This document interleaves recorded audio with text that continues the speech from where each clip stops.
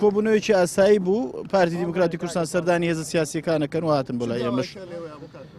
شتێکی معەیەن نەبوو باس لە علاقاتی سیاسی هەردوو لا کراوە ئەوان تەوان ڕەنگە خۆیان ینی بیانە سەردانی هەموو هێزە سیاسیەکان کەن لە ناو سەردانی کۆمەڵیشیان کردو ئێمە دیارە تەوان کۆمەڵی ئیسلامی وەکو هەمیشە ئێمە تاکیدمان لەسەر سێ چوار خاڵ کردوەوە یەکەمێ پێمان وایە واقعی هەرێمی کوردستان و پارتانەی کە دەسەڵاتدارن لە ناویشیاندا تەوان پارتی دیموکراتی کوردستان ینی واقعی هەرێمی کوردستان خوازیاری ئەوەیە چاکسازی جددی و ڕیشەیی هەبێ و ڕوبەڕووی گەندەڵی بکرێتەوە ئەمە لەفە عالیقەکانی نێوان هەرێم و بەغدا لە بەرژەوەندی خەڵک چارەسەر بکرێ و هەرێمی کوردستان بچێتە ژێرباری